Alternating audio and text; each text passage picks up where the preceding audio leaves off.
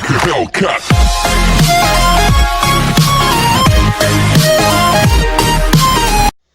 तो post Gupta as उत्तर गुप्त काल में अर्बनाइजेशन का प्रोसेस क्या था, इसके ऊपर हम पढ़ रहे थे। ये दूसरा भाग है। यहाँ पर पुरातत्व साक्ष्य के आधार पर नगरवाद क्या था, इसके ऊपर हमें देखना है। तो विस्तृत उत्खनन पहले हमने साहित्यिक जो अभिलेख के आधार पर हमने देखा था, अभी पुरातत्व साक्ष्य के आधार पर देखेंगे अर्बनाइजेशन क्या था। विस्तृत उत्खनन या अन्वेषणों की कमी के कारण, तो पहले हमने इसके बारे में देखा था, ये साहित्य और अभिलेख से जो मिलता था, तो ये सब लिखित में है जो, वहाँ तो हम फील्ड में जाएंगे तो पता चलेगा कि बिल्डिंग कैसा था। जब तक फील्ड में नहीं जाएंगे तो पता नहीं चल सकता कि बिल्डिंग कैसा था। अर्बनाइजेशन प्रोसेस पढ़ रहे हैं ना, तो ये कौन सा नगर था, मंदिर नगरी था, पोर्ट सिटी था, टेम्पल सिटी था, किस प्रकार का ये सिटी था, या फिर कैपिटल एडमिनिस्ट्रेटिव सेंटर था, कि किस प्रकार की सिटी था, ये हम कैसे जानेंगे। पुरातत्व की जो सोर्स होगा उसी से ही हमें पता लगेगा, ना कि किसी साहित्य में पढ़ दिया कि इतने बड़े बड़े मंदिर, यहाँ मस्जिद, किसी कुछ बिल्डिंग थे, ऐसे तो पता नहीं चलेगा। तो पुरातत्व साक्ष्य के आधार पर देखेंगे। तो विस्तृत उत्खनन या अन्वेषणों की कमी के कारण ये नहीं मिला था, हमने पहले इसके बारे में पढ़ा है। तो पुरातत्व एक समस्या बन गया है, क्योंकि अतीत की अपेक्षा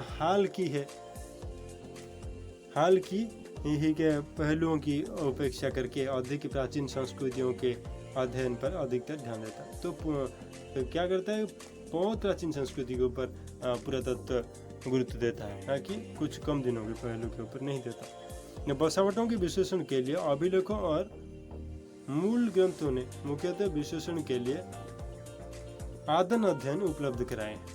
तो पुरातत्व सोर्स से नहीं, कहाँ से मिला, अभिलेखों और मूल ग्रंथों के अनुसार मिला है। अधिकतर पुरातत्विक अनुसंधानों में शोधकर्ता ने विशेषकर बसावट स्थलों के भौतिक विवरण की उपेक्षा की है और या उन्हें खारिज कर दिया है। इसके कारण ठीक तरह से सोर्स का पता नहीं चला। पुरातत्व की जो सोर्स है, आर्कियोलॉजिकल एविडेंस ठीक तरह से नहीं मिला। तो भौतिक अवशेषों के संबंध में शोध प्राथमिक रूप से धार्मिक संरचनाओं या तो मठ, मंदिर या मूर्तिकला जो पूरे देश में बड़ी संख्या में मिले हैं, उसके अध्ययन तक सीमित रहा। मूर्तिकला का अध्ययन अतीत की बसावटों के समझने के लिए लाभदायक नहीं है। हम मूर्ति को देख लेंगे तो प्राचीन बसावट कैसे थे, कैसे पता लगा। जैसे मोहनजोदड़ो हड़प्पा ये जो सिविलाइजेशन था, इंडस सिविलाइजेशन, क्या किसी मूर्ति को देखकर पता चल जाएगा कि कैसा था ये शहर? मूर्ति को देखकर तो पता नहीं चलेगा कभी। हमें शहर को देखना पड़ेगा, शहर कैसा था देखेंगे तो शहर को देखना पड़ेगा। किसी एक हाथ की उंगली को देखकर किसी इंसान का जो मर गया है, जो मिलता है मम्मीज मिला, हाथ की कोई उंगली देखकर तो बड़ी बुरा कैसा होगा तो पता नहीं लगा सकते। पूरा स्केलेटन देखना पड़ेगा, कितना लंबा था। एक उंगली थोड़ी देखकर पता चलेगा किसकी उंगली है, कितना बड़ा आदमी होगा। तो वैसे ही मूर्तिकला को देखकर तो नहीं पता लगा सकते, है ना। तो लाभदायक नहीं है, क्योंकि इनमें से अधिकतर अन्य भौतिक अवशेषों से पार्थिव में गौण पृष्ठभूमि में पाए जाते हैं। संरचनात्मक अवशेष हमें अधिकतर धार्मिक वास्तुकला के बारे में बताते हैं। संरचनात्मक अवशेष क्या करते हैं कि धार्मिक वास्तुकला के बारे में बताते हैं, किंतु इस समय की मानव बसावटों के बारे में सूचना दे पाते। वास्तुकला के बारे में बताएंगे, आर्ट आर्किटेक्चर जो था वो उसके बारे में बताएंगे। धार्मिक वास्तुकला के बारे में बताते हैं, किंतु इस समय की मानव बसावटों के बारे में कुछ सूचना नहीं दे पाते। इतना ही नहीं, मृदभांड जैसे नैदानिक पुरातत्विक मानदंड में के अभाव में इस अवधि के पुरातत्विक स्थलों को परिभाषित करना कठिन है। माने कोई अगर चीज़ें वहाँ पर मिल जाए, उसके आधार पर भी हम कहेंगे स्थलों को परिभाषित करेंगे, तो ये भी कठिन होगा। तो ये भी कठिन हो जहाँ के अवशेष विद्यमान नहीं है। इस प्रकार पुरातत्विक विवरण का विस्तृत क्षेत्र उत्तर गुप्त काल के जो संस्कृतियों के शैक्षिक शोध कार्य के दायरे के बाहर रहा है। तो उत्तर गुप्त काल के बारे में ये सब कुछ शोध नहीं हुआ था, पुरातत्विक शोध। इसके लिए इसके बारे में कुछ ज़्यादा पता नहीं लगा था। 2 ही सोर्स थे, अभिलेख और साहित्य। इसके आधार पर ही उसको दिखाया गया था। तो एक मैप में ये दिखाया जा रहा है। इंटरनेशनल बाउंड्री, स्टेट रोड, ये सब कुछ पता चलता है। और पुरातत्व स्थलों की सूची एक दिया गया है। चिरंत, अंतिचाक, ये सब पोस्ट गुप्ताज उत्तर गुप्तकालीन पुरातत्व अवशेष मानचित्र द्वारा सीना पांचा द्वारा निर्मित है। वैशाली, श्रीपुर, लालकोट, किला राज, पिथौरा, पुराना किला, बादनगर, संजम, आईहोल, ये सब जगह दिया गया है। एक बार जरूर देखिएगा।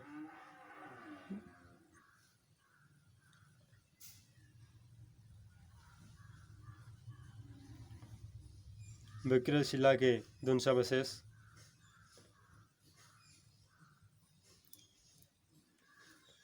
ये जो मूर्तिकला, वहाँ पर धर्मीय जो कला संस्कृति थे इसके बारे में पता लगाएगा, लेकिन मानव की बसावट के बारे में नहीं पता लगा सकते यहाँ से। पाल सेन काल की मूर्ति है। फोटोग्राफ सेल्को ने अक्टूबर 2012 को लिया था। तो इन सीमाओं को ध्यान में रखते हुए हम इस अवधि के पुरातत्व के विवरणों की समीक्षा करते हैं।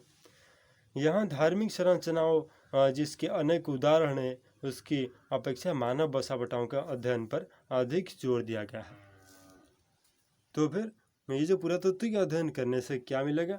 यहाँ मानव बसावट पुरातत्विक विवरणों की समीक्षा करते हैं और यहाँ धार्मिक संरचनाओं जिसके अनेक उदाहरण हैं उसकी अपेक्षा मानव बसावटों पर अधिक। तो ये पुरातत्विक के बारे में हम पढ़ेंगे तो ये क्या बताएगा? मानव बसावट कैसा था। तो उत्तर भारत में क्या था देखते हैं। उपमहाद्वीप के उत्तर पश्चिमी हिस्से में पाकिस्तान में पंजाब के रावलपिंडी जिले में स्थित तक्षशिला को यहाँ इसलिए शामिल किया गया है क्योंकि यह पूर्व ऐतिहासिक काल में अत्यंत महत्वपूर्ण स्थल था, किंतु उत्तर गुप्त काल में एक प्रमुख स्थल या नगरीय केंद्र के रूप में इसके अस्तित्व का कोई साक्ष्य हमारे पास नहीं है। ठीक है, इसके बारे में कोई पता नहीं चलता उत्तर गुप्त काल में। गंगा के मैदान में अनेक स्थल बहुसंस्कृति वाला था, बहुसंस्कृति है, जिसमें संस्कृतियों का विस्तार लगभग 200 वर्षों तक रहा।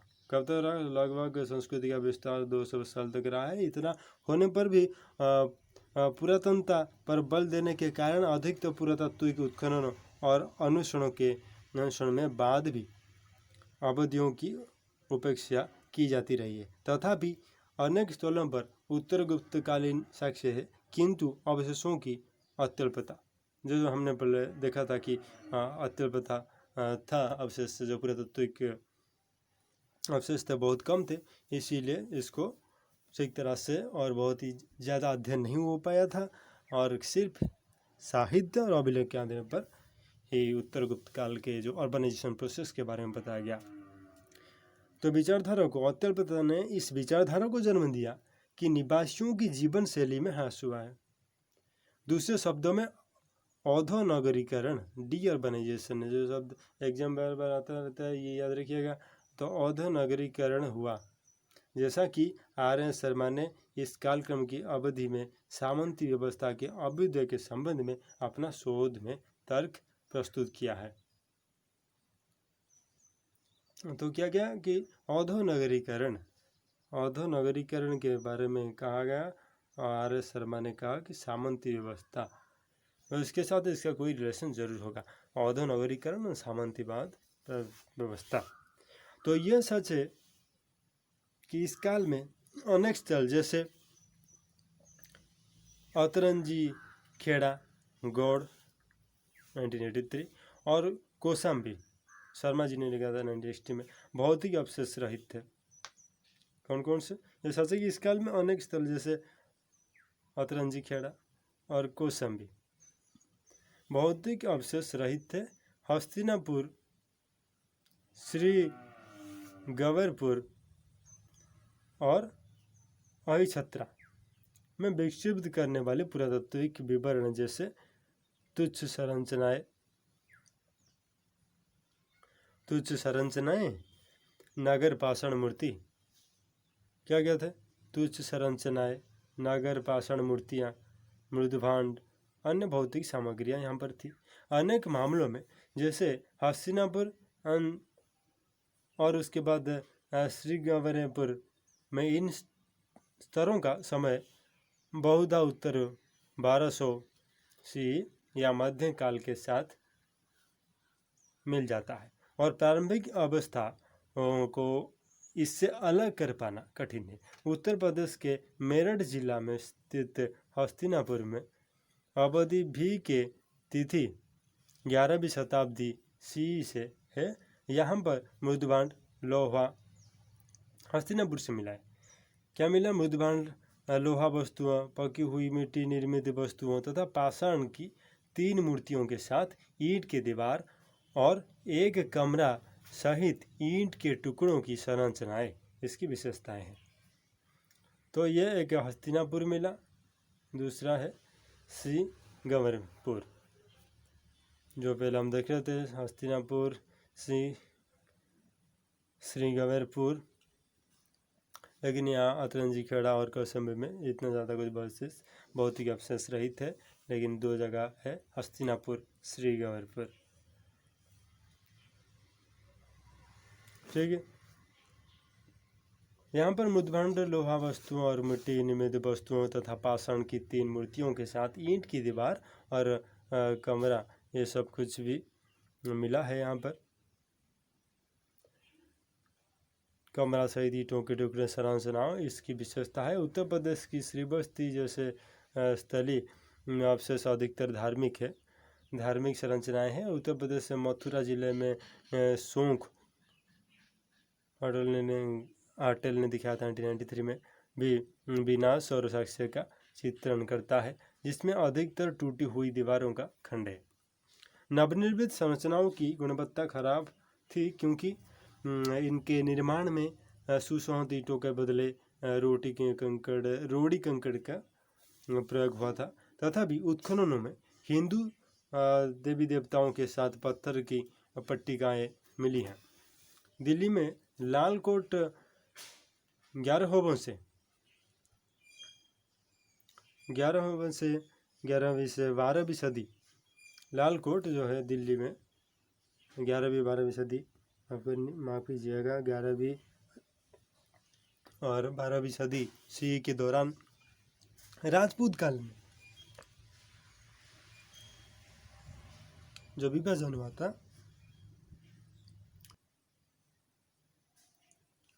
तो 11वीं-12वीं सदी सी के दौरान राजपूत काल में विभाजित किया गया है, जहां रोड़ियों की दीवारों तथा मिट्टी और चूना के फर्श और अधिकतर लाल मिट्टी के मृदुभांडों को छोड़कर क्या मिले, कई प्रमुख संरचना नहीं मिले यहाँ पर।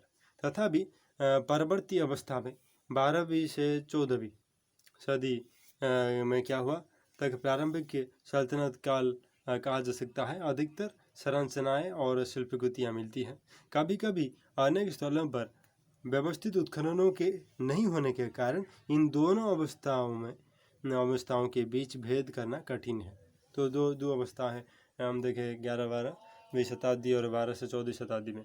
वहाँ पर 11वीं-12वीं शताब्दी में इतना ज़्यादा कुछ नहीं मिला, राजपूत काल में जो विभाजित किया गया था।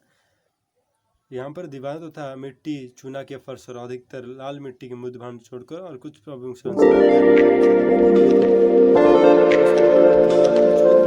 प्रारंभिक सल्तनत काल जिसको कहा जा सकता है, तो वहाँ पर अधिकतर संरचना शिल्पकृतियाँ मिलती है।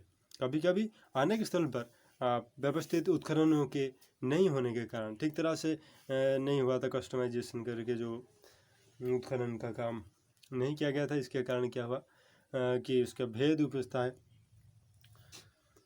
यह भी तर्क दिया गया है कि खराब भौतिक अवशेष के आधार पर नगरीय हास का सिद्धांत अनेक स्थल पर प्रयोग की गई पुरातत्व स्थलों के कारण ही हो सकता है।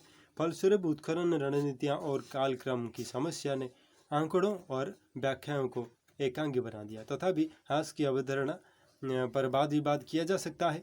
फिर भी यह विकास और स्थायित्व की अपेक्षा संक्रमण और परिवर्तन की अवधि था। यह था संक्रमण और परिवर्तन की अवधि माना जाता था।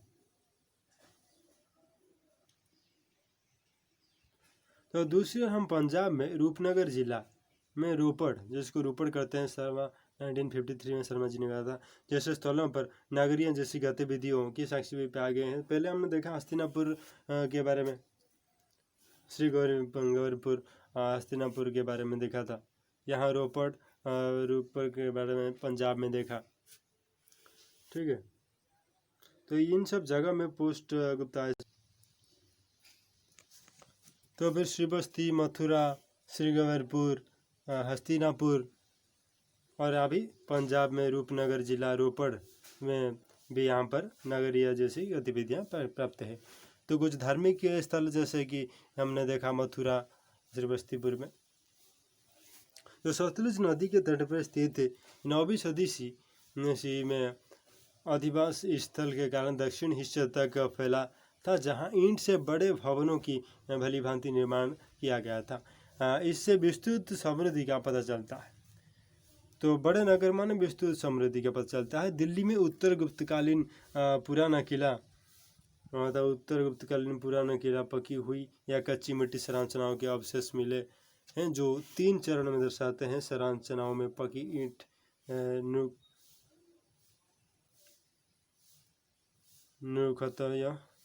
मुख्यतः क्या करता है कि संरचना में पकी ईंटें मुख्यतः क्या करता है, पहले की अवधियों के घरों के लिए ही है।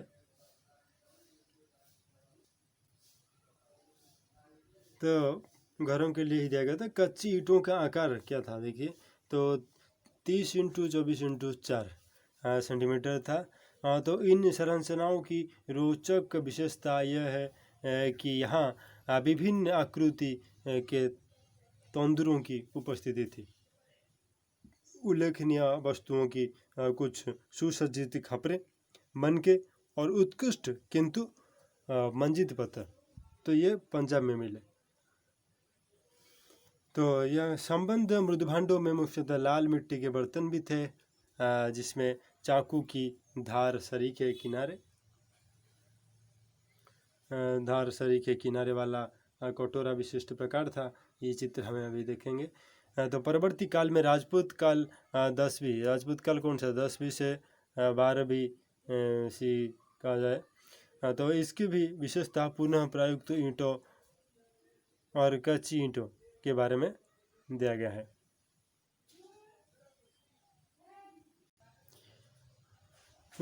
कच्ची और पकी ईंटों में से ही बने हैं। परवर्ती काल जो राजपूत काल कहा जाता है, राजपूत काल किसको कहा जाता है, 10वीं से 12वीं सदी।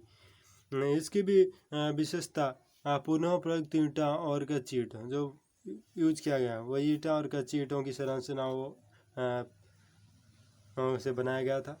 घर की एक दीवार में बारी बारी से पकी और कच्ची ईंटों का प्रयोग किया गया और कुछ घरों में भट्टी के साथ कच्चे फर्श भी मिले हैं। तथापि इस काल की सबसे प्रभावशाली संरचना किलेबंदी की दीवारें थी, जो संभवतः तोमरों की समय की थी और रोडियों से निर्मित 1.5 मीटर की चौड़ाई वाली इस दीवार को 30 सेंटीमीटर से अधिक लंबाई में अनावृत किया गया था। राजपूत काल 5 संरचनात्मक चरण से निरूपित था। तो हम देखें कि ये स्थान के बारे में याद रखना है, कौन कौन से स्थान यहाँ पर। पंजाब के बारे में दिया गया, रावलपिंडी जो कि अभी पाकिस्तान में है। और हम देखते हैं उसके पहले मथुरा, श्रीबस्ती, हस्तिनापुर, श्रीगंगापुर, ये स्थान है। और यहाँ पर किस प्रकार की चीज़ें मिले हैं, कच्चे पके से बना हुआ घर, दीवार, फर्श और लाल मिट्टी के बर्तन, ये सब कुछ यहाँ पर मिले। तो धार्मिक स्थल मथुरा, श्रीबस्ती, ये सब थे। तो आपको ये सब के बारे में याद करना है कि उत्तर, पश्चिम, पूर्व, मध्य भारत, यहाँ पर क्या क्या मिले हैं और किस आधार पर हमने पढ़े। शर्मा जी ने जो लिखा था, RS शर्मा जी ने, कि यहाँ पर एक उन्होंने रिलेशन दिखाया है अर्बनाइजेशन, जो ईयरली हिस्टोरिकल पीरियड, पूर्व ऐतिहासिक पीरियड के अभी के जो उत्तर गुप्तकालीन अर्बनाइजेशन के साथ एक रिलेशन उसका दिखाया है। और यहाँ पर और एक चीज़ उन्होंने कहा है कि जो फ्यूडलिज्म था, सामंतीवाद का, अभी कुछ ऐसा रिलेशन हुआ है जिसके कारण ये अर्बनाइजेशन प्रोसेस, अर्बनाइजेशन जो था बिल्कुल चला गया। तो अधिक लंबाई में अनावृत किया गया था। यहाँ पर हम देखते हैं 15 मीटर 1.5 मीटर की चौड़ाई वाला जो था यहाँ पर दीवार, उनका 30 मीटर से अधिक लंबाई में अनावृत किया गया था। तो तंदूर के साक्ष्य भी यहाँ पर मैंने मिला है। राजपूत काल 5 रत्नात्मक चरणों से निरूपित था। तो भवन निर्माण सामग्री का प्रयोग इस समय भी हुआ था, निरूपित था। इनमें से एक फर्श और तंदूर के साक्ष्य मिले हैं। तंदूर के साक्ष्य मिले हैं, आपको खाने की इच्छा हो जाएगी नहीं। पहले की अवधि की ही भांति भवन निर्माण सामग्री का प्रयोग इस समय भी रोड़ी मलबे से किया गया था। इस काल की अन्य महत्वपूर्ण प्राप्तियों में तांबे के सिक्के, तो क्या क्या यहाँ पर मिले थे? तांबे के सिक्के, कार्निलियन के मनके, पकी हुई मिट्टी की वस्तुएं, अलंकृत ढली हुई ईंटें और पत्थर की विष्णु की लघु आकृतियाँ। संबंध मुद्र भांडों में मुख्यतः लाल और काले मुद्र भांड बहुधा साधारण चित्रों से सजाए गए थे। तो ये सब चीज़ें यहाँ पर मिले थे, कैसे सजावट थी। तो डिजाइन मुहर्रों से बनाई गई हैं और उत्कीर्ण की गई हैं। Indian archaeology review 1969 to 70 to 5 Indian archaeology, यहाँ से ये सोर्स लिया गया है, कहाँ पर ये लिखा गया था। ठीक है, तो अभी ये चित्र हम देखते हैं। लाल मिट्टी का जो बर्तन था, कभी कभी हम इसको घर में भी यूज कर लेते हैं, ऐसे भी अभी भी यूज होता है। ये उत्तर गुप्तकालीन है। फिर आगे बढ़ते हैं। तो उत्तर प्रदेश में फर्रुखाबाद जिले में और एक यहाँ पर जगह है, फर्रुखाबाद जिला उत्तर प्रदेश। ठीक है, तो उत्तर प्रदेश में जो भागीरथी तट के स्थित विख्यात प्राचीन नगर कनौज है। फर्रुखाबाद जिले में कनौज का दुर्भाग्यवश केवल एक बार ही उत्खनन किया गया है। यहाँ से प्राप्त अवशेषों की उत्खननकर्ताओं ने उत्तर मध्यकालीन के समकालीन माना है। उत्तर गुप्त काल की मूर्तियाँ और पकी हुई मिट्टी के पट्टिकाओं इस क्षेत्र में प्रारंभिक अन्वेषण के हिस्से के रूप में यहाँ मिली थी। तो उत्तर भारत में वाराणसी में स्थित राजघाट और एक जगह यहाँ है, ये मिला है फर्रुखाबाद। तो फिर उत्तर भारत में मिलते हैं ये, क्योंकि उत्तर गुप्तकाल ये एरिया उसी उत्तर भारत में ही तो है। उत्तर भारत के बारे में हम पढ़ रहे हैं।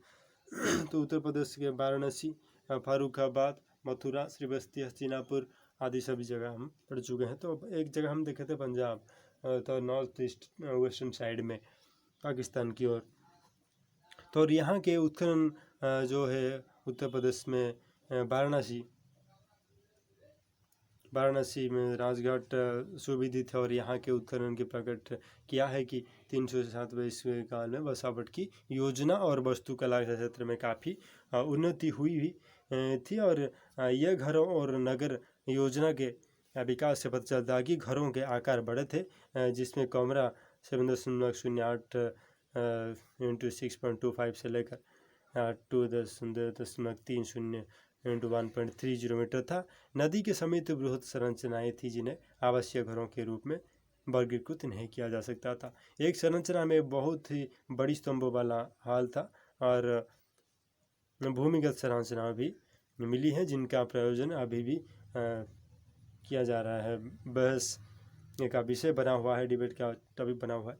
ईंट के बने हुए कुएं तथा नालियां भी यहाँ पर मौजूद है। नगर का नक्शा सुव्यवस्थित था, जो अनेक सड़कों और गलियों में विभाजित था। नगर सुनियोजित था, जिसमें विस्तृत नाली प्रणाली थी, बड़े बड़े आवासीय और सार्वजनिक भवन थे, औद्योगिक और धार्मिक। तो यहाँ पर जो सब चीज़ें याद रखना, क्या क्या चीज़ यहाँ पर था। औद्योगिक और धार्मिक इमारतें थी, इन सभी ने बृहद नगरीय केंद्र को उपस्थिति को प्रमाणित करता है। तो ये उत्तर भारत में ये सब जगह था। ये उत्तर प्रदेश की जो राजघाट है, इसके बारे में हम देख रहे हैं। तो देखिए, उत्तर गुप्त अवस्था तक फैली थी। कहाँ से? जिसकी प्रारंभिक जड़ें कहाँ तक था? उत्तर गुप्त अवस्था तक फैली थी। तो यह लघु उत्खनन से भी प्रकट है, जहाँ अवधि 5 यूनिट 5 जो इसके बोलते हैं 700 से 1200 सी में ईंटे की दीवारें, 2 बड़े भवन और उनके स्थापत्य संबंधी खंडित टुकड़ों के साक्ष्य मिले हैं। तो उत्तर भारत में बुलंदशहर जिले में आहड़ के स्थल, जो लगभग 3800 एकड़ के क्षेत्र में फैला है। तो यहाँ पर फैला है। यहाँ से 9वीं से 10वीं सदी की बनाई हुई ये चीज़ है। और बड़ा बलुआ पत्थर से लाल कर भली भांति निर्मित मृदभांड, चांदी के सिक्कों की श्रृंखला जिन्हें 900 से या उससे पहले की कहा जाता है। इसके अलावा तांबे की शिल्पकृतियाँ, पत्थर की वस्तुएं, पत्थर का शीर्ष भी 10वीं और 11वीं सदी का ही है। और उत्खनन से अनेक कमरे वाला बड़ा घर, ईंटें से निर्मित चबूतरा और अन्य भवनों जिसमें विभिन्न कक्षाओं के साथ चूल्हा की श्रृंखला का भी पता चलता है, जो भारतीय तात्विक सर्वेक्षण की वार्षिक रिपोर्ट से ही ये सब कुछ पता चलता था। और धन्यवाद। अभी इसके साथ हम यहाँ उत्तर भारत में जो पोस्ट गुप्ताकालीन उत्तर गुप्तकालीन जो सब सोच था पुरातत्व इसके बारे में हम देखा, और आगे फिर पूर्व पश्चिम भारत, दक्षिण भारत, उत्तर भारत तो हो गया, अभी जिसके बारे में पढ़ेंगे। धन्यवाद आपको।